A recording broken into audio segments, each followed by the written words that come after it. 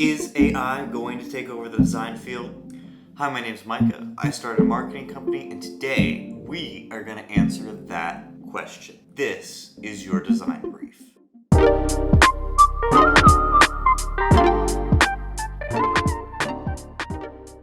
In case you've been living under a rock, AI development has been all the rage since OpenAI became available to the public earlier this year. Since then, a plethora of AI software has come to the scene and totally revolutionized a lot of automation across industries and platforms. There's AI that generates pictures, writes poems, and sends emails in today's world. And all this development can leave designers and marketers wondering, where do I fit in all of this? And will I still have a job in the future? Let's get into that. Now, to go ahead and get this out of the way, the question of whether I personally have concerns when it comes to AI, yes. I am absolutely terrified of the potential Terminator situation, or iRobot, Westworld, The Matrix, Star Trek. There was a lot of things that were telling us this was a terrible idea. But in terms of job security, while there are some concerns, I still feel pretty confident in what I'm doing. Here's why. Just to start out with, I think that there are a lot of things, particularly within the art field and storytelling, that require complex understanding of human nature, emotions, and motivations. I don't personally foresee, at least in the near future, AI being able to interpret or produce materials or designs that really speak to these complex needs for clients. Now let's think about what AI is currently doing. In a lot of senses, it's taking in information right now and spitting out something new, which is very cool and is very helpful in specific scenarios of automation. If you looked at DALL-E or any of the image-based AI softwares, you'll see it's pretty cool what AI can do in the art space when given the proper prompt. Now, a couple things with this.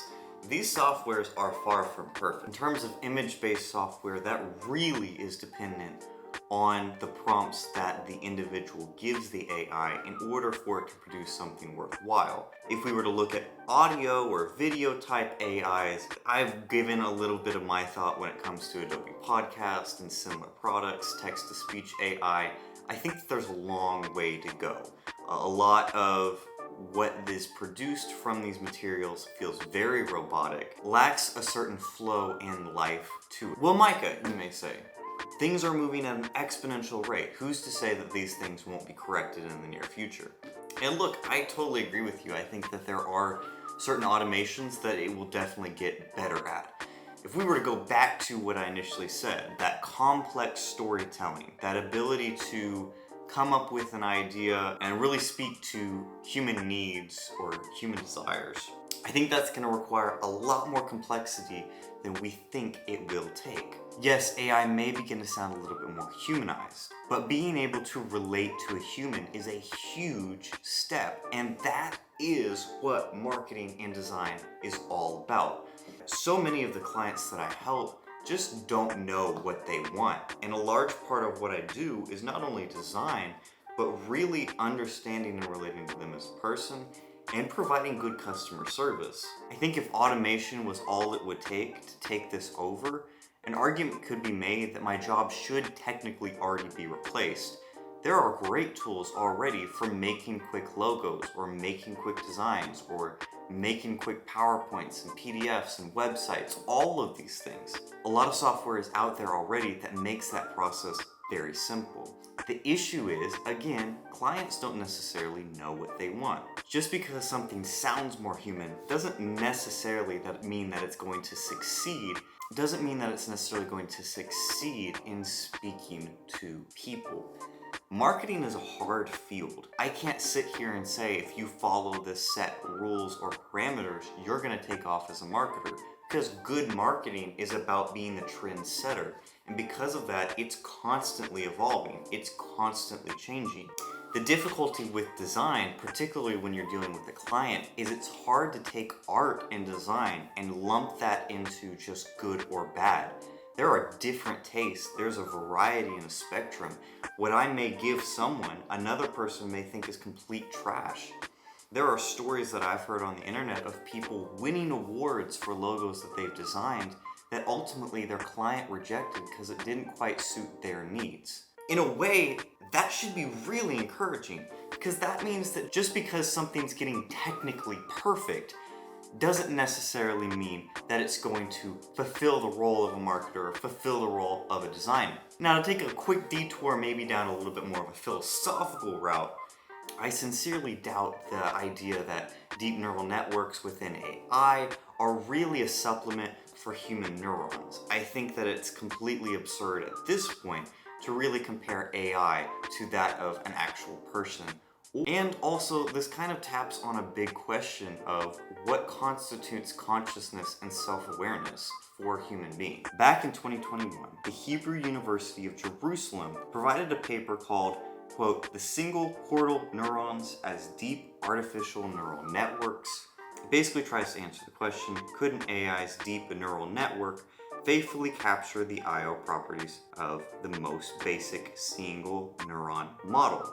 In other words, it's basically comparing AI to the human brain. If this kind of stuff interests you, I'd recommend you read it. Basically, what the University of Jerusalem discovered is stimulating the computational abilities of a single biological neuron requires a pretty sizable DNN. In other words, it would take an insanely over-the-top complex AI to mimic some of the more complex features that are within a human brain. All this to say, there's a lot of philosophical discourse when it comes to constituting what an actual human being is, and the complexities that it would take to actually understand and empathize with the emotions and the consciousness of who a person is. Why is that important? Well, like I said, marketing is ultimately speaking to human needs, and a lot of the time, people don't always know what they want. Do I think that AI is going to be a phenomenally powerful tool in the very near future? Absolutely. I have no idea what type of George Jetson type of stuff we'll be seeing in the next 5 to 10 years. What I am saying is, people are pretty complex and pretty well designed. The idea that AI could just mimic a person over the next few years or completely take over a field when there is complex storytelling or complex marketing that's needed, I think that's unrealistic. So I have 3 takeaways that I will say. First is, I do believe that AI is going to become way more efficient at automating things in the near future. Second, I think the appropriate course of action is not to be afraid of it taking over an industry, but actually to engage with it as a tool. And I would go further than that. I would say don't be afraid to continue your own education. Become an expert in the field. AI as it currently stands is still making plenty of mistakes. We're going to need people that are experts to set it right.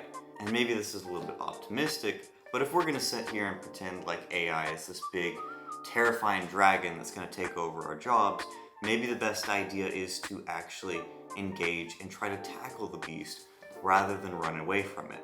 Third, while I do think at this point the Pandora's box has kind of been opened and there's nothing we can do to reverse that, I do expect there to be a comprehensive body of law that comes out from this, intentionally meant to protect property rights.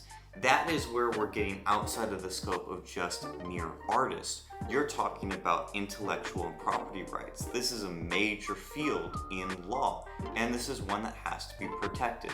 I would expect that there is going to be legislation trying to protect the individual artists, individual designers, and proprietary information. Will it be perfect? No. The cat's out of the bag. You can't go backwards. You might as well embrace the future. But you may see some things that come out in the next few years that do try to prohibit or protect designers in this case. Hope my ramblings make sense. Guys, thank you so much for watching my video. As always, if you like what you saw, go ahead and give it a thumbs up or click that subscribe button and get that bell every time I make a new video. Y'all are awesome, and I will have a new video for you next week. I'll see you then.